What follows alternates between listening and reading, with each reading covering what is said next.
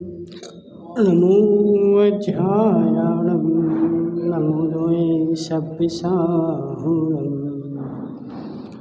पंच परमेष्टि भगवान के, अनंत अनंत सिद्ध परमेष्टि भगवान के, 1008 देवादेव आदिनाथ भगवान के, 1008 देवादेव श्री राम भगवान के, आचार्य भगवान रवि सेन स्वामी की, आचार्य भगवान विद्यासागर जी महाराज की, आचार्य भगवान विशुद्ध सागर जी महाराज की,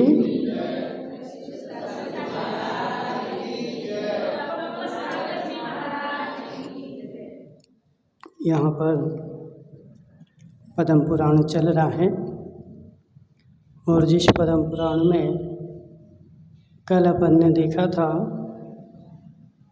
कि बाली की उत्पत्ति हो गई थी और नल नील की उत्पत्ति हो गई थी।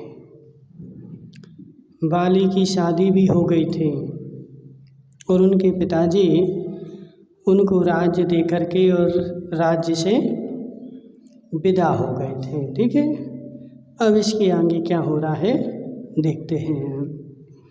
सब अपनी अपनी जगह राज्य कर रहे थे। रावण लंका में राज्य कर रहा था और वाली किष्किपुर में राज्य कर रहा था और धीरे धीरे अथानांतर उत्कृष्ट भोगों को प्राप्त करता हुआ दैदीप्यमान दशानन लंका नगरी में इंद्र के समान रहता था। सो आश्चर्यजनक कार्य करने वाली विद्याओं से सेवित बलवान बाली उसकी आज्ञा का अतिक्रम करने लगा। अपनी अपनी जगह रह रहे थे और रावण दशानन जो था वह सब जगह अपनी आज्ञा चला रहा था। तो धीरे धीरे जैसे बाली को राज्य मिला तो बाली भी बलवान था। अब सभी ऐसे ही होते, नए नए लड़का होते ना तो क्या होता था, हम भी कम थोड़े ही। तो सब अपना अपना चलाते हैं। तो बाली ने भी दशानन की आज्ञा मानने से मना कर दिया। हाँ, अब हम तुम्हारी आज्ञा नहीं मानेंगे, हम भी कम थोड़े ही हैं, हम भी बलवान हैं। ठीक है। सो स्वामी के गर्भ को धारण करता हुआ दूत बाली के पास पहुंचा और जब उसने आज्ञा को उल्लंघन करना शुरू कर दिया तो बाली ने एक दूत को दशानन ने एक दूत को बाली के पास भेजा कि तुम उसको समझाओ कि दशानन इस भरत क्षेत्र में अपनी शानी नहीं रखता है। बाली के पास दूत पहुंचा तब वो बोल रहा है कि हे बाली, दशानन जो है इस भरत क्षेत्र में अपनी शानी नहीं रखता है।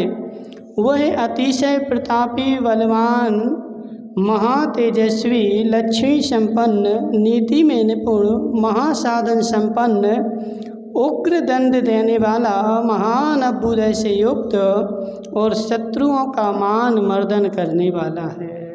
सब उसने बता दी।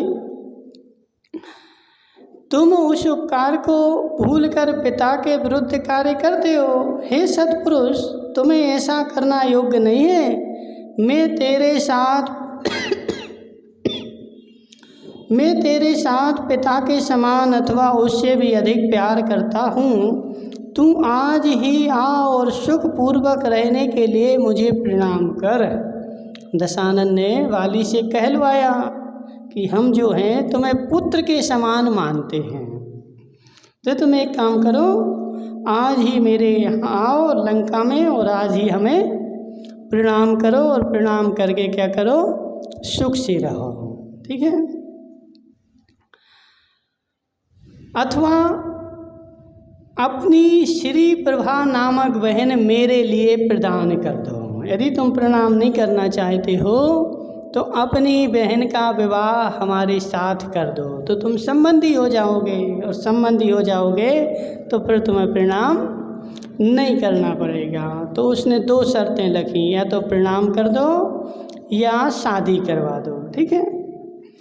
इतना कहने पर भी बाली दशानन को नमस्कार करने में विमुख रहा। तब मुख की विकृति से रोष प्रकट करता हुआ दूत फिर कहने लगा, अरे बानर, इस विषय में अधिक कहने से क्या लाभ? तू मेरे निश्चित वचन सुन।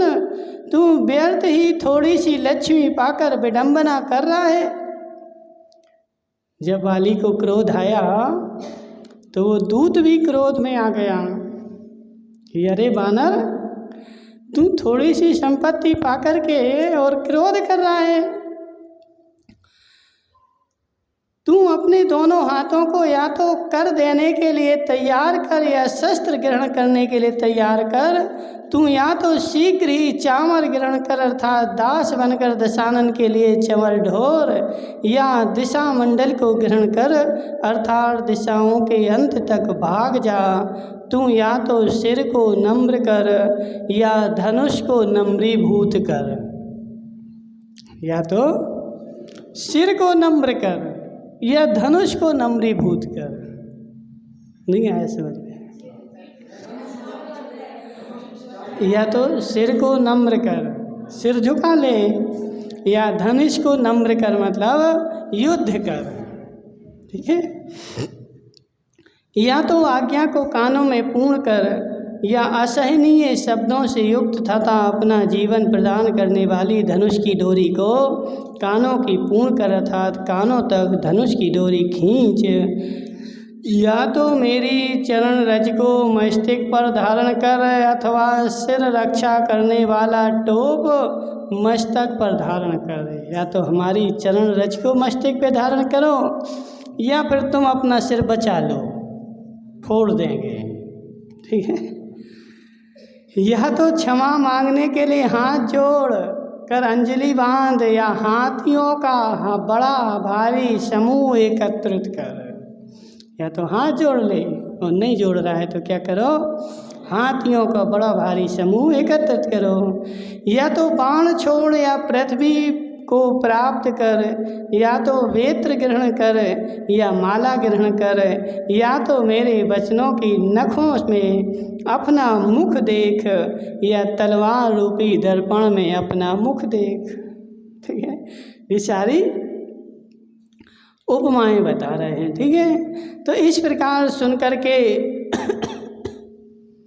ऐसा व्याघ्र विलंबी नामक प्रमुख योद्धा कहने लगा कि रे दूत, जिसके पराक्रम आदि गुणों का अभ्युदय समस्त पृथ्वी में व्याप्त हो रहा है, ऐसा बाली राजा क्या दुष्ट राक्षस कर्णमूल को प्राप्त करता हुआ है? अर्थात उसने बाली का नाम अभी तक नहीं सुना क्या? तो बाली का जो प्रमुख योद्धा था वो सुन करके भड़क गया और भड़क करके क्या बोल रहा कि रे दूत, उस राक्षस ने आज तक क्या बाली का नाम नहीं सुना? यदि वह राक्षस ऐसा कहता है तो वह निश्चित ही भूतों से आक्रांत है। ठीक है ना? यदि वो ऐसा कह रहा है कि बाली मुझे नमस्कार करे तो निश्चित रूप से उस बाली के लिए भूत लग गए, इसलिए ऐसा कह रहे हैं। नहीं, हाँ, दशानंद के लिए। ठीक है ना? दशानंद और राक्षस जो है ना, उसको राक्षस जाति के भूत लग गए, इसलिए ऐसा बोल रहा है। अरे अधम दूत, तू तो स्वस्थ है, फिर क्यों इस तरह तारीफें हाँक रहा है? उसको भले भूत लग गए, तू तो स्वस्थ है, तू क्यों ऐसी तारीफें हाँक रहा है? इस प्रकार कहकर व्याघ्री विलंबी क्रोध से मूर्छित हो गया। इतना क्रोध आया कि तुरंत वहीं मूर्छित हो गया। उसकी ओर देखना भी कठिन हो गया, उसका शरीर स्पष्ट रूप से कांपने लगा। इसी दशा में वह दूत को मारने के लिए बाण उठाने लगा तो बाली ने कहा कि कथित बात को कहने वाले बेचारे दूत के मारने से क्या लाभ है? वो तो कथित बात को कह रहा है। यथार्थ में ये लोग अपने स्वामी के वचनों की प्रतिध्वनि ही करते हैं। जो कुछ मन में आया हो सो दशानन से जाकर कहो। बाली ने अपने योद्धा को समझाया कि यदि तुम शूरवीर है तो ये सारी बातें अपन को किससे कहनी है? दशानन से जाके कहनी, क्योंकि ये तो बेचारा दूत है, किंकर है, जैसी जैसी उनने कही थी तो ऐसी कह रहा है, तो इसका क्या दोष इसमें, ठीक है ना। निश्चय ही दशानंद की आयु अल्प रह गई है, इसलिए तो वह कुवचन कह रहा है। तो अब बाली ने उसको समझाया कि दशानंद की आयु कैसी रह गई? अल्प रह गई है, ठीक है ना। तदनंतर अत्यंत भयभीत दूत ने जाकर सब समाचार दशानंद को सुनाए और दूसरे तेज के धारा को दशानंद को क्रोध को वृद्धिंगत कर दिया। जैसे ही सारे समाचार दशानंद को जाकर के सुनाए तो दशानंद का जो क्रोध था वह वृद्धिंगत हो गया। वह बड़ी शीघ्रता से सैयार हो सेना को ले किष्किंधपुर की ओर चला। सो ठीक ही है, क्योंकि उसकी रचना अहंकार के परमाणुओं से ही हुई थी। किसकी? दशानंद की रचना किससे हुई थी? अहंकार के परमाणुओं से ही हुई थी, इसलिए वह तुरंत चल दिया। तदनंतर आकाश को आच्छादित करने वाला शत्रु दल का कलकल शब्द सुनकर युद्ध करने के लिए कुशल वाली ने महल से बाहर निकलने का मन किया। जैसे उसको पता चला कि शत्रु हमारे घर के सामने आ गया है तो उसने अपना मन बनाया कि हम भी कहाँ जाएंगे? युद्ध लड़ने के लिए। तब क्रोध से प्रज्वलित वाली को सागर वृद्धि आदि नीतिज्ञ मंत्रियों ने वचन रूपी जल के द्वारा इस प्रकार शांत कर दिया कि हे देव, अकारण युद्ध रहने दो, क्षमा करो। युद्ध के प्रेमी अनेकों राजा अनायास ही क्षय को प्राप्त हो चुके हैं। बहुत सारे राजा पूर्व में ही जो युद्ध के प्रेमी थे वह क्या हो चुके हैं? क्षय को प्राप्त हो चुके। क्षय को प्राप्त हो चुके मतलब उनका मरण हो चुका है। इसलिए हे राजन, क्या करो? युद्ध रहने दो। जिन्हें अर्क कीर्ति की भुजाओं का आलंबन प्राप्त था तथा देव भी जिसकी चंद्र विद्याधर जय कुमार के बाणों के समूह से क्षय को प्राप्त हो गए। अब कौन कौन क्षय को प्राप्त हो गया तो बता रहे मंत्री जन, ठीक है, बताना पड़ता है तभी तो मानते हैं, बिना उसके थोड़ी माने, ठीक है। अष्टचंद्र नाम का विद्याधर, ठीक है जी। कब क्षय को प्राप्त हुआ? तो जब राजा भरत 6 खंड को जीतने गया था तो जय कीर्ति ने उसे अपने बाणों से अष्टचंद्र, हाँ बलवान था। तो जयचंद्र कौन था? जय कुमार कौन था?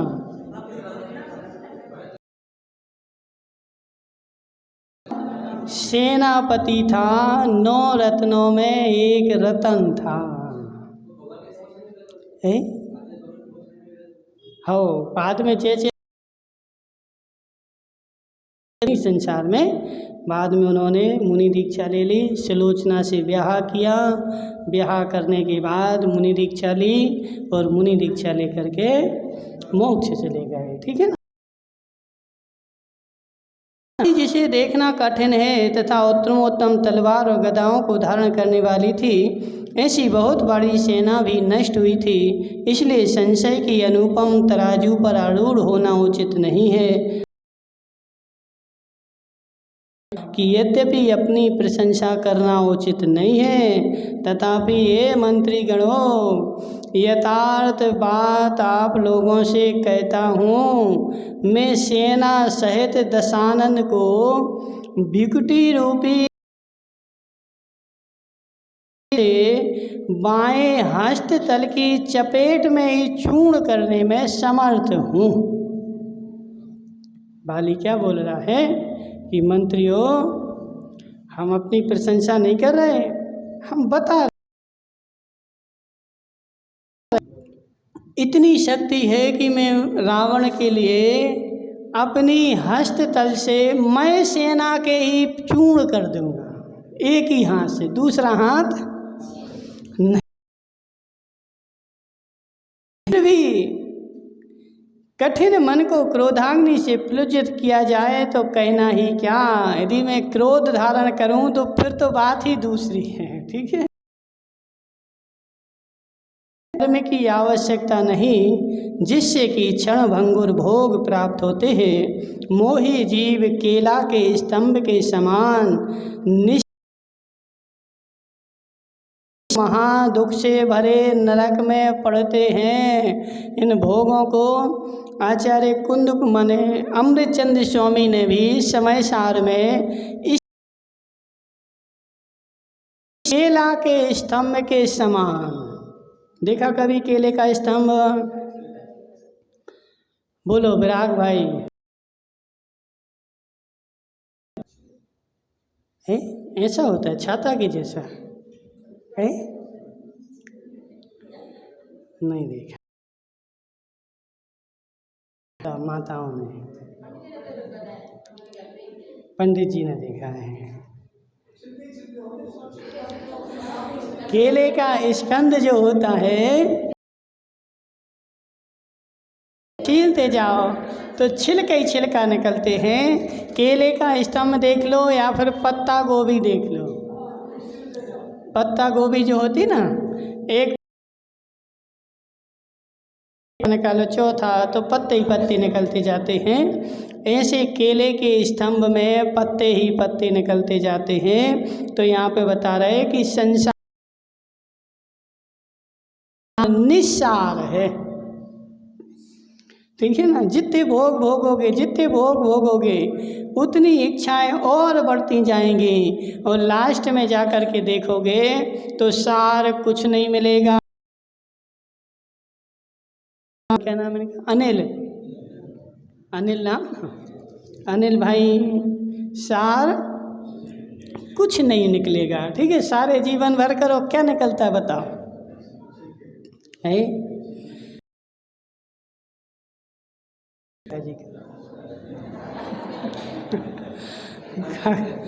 काका जी बताओ, तुम 75 साल के हो गए, 75 साल का सार क्या निकल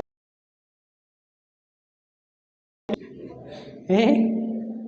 जी अम्मा भी 70 साल की हो गई, खोडनिया अम्मा नहीं हुई, एक आध कम हुई है। अब बताओ कि इतने साल में तुम्हें संसार में कोई सार नहीं है, सब निस्सार है। तो केले के स्तंभ के समान संसार कैसा है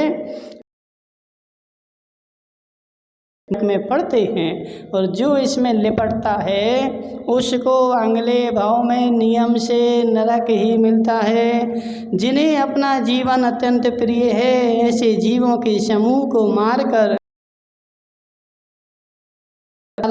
दुख ही प्राप्त होता है। अतः उससे क्या लाभ है? संसार में अपन सुख लेते हैं, एक दूसरे जीवों को मारो।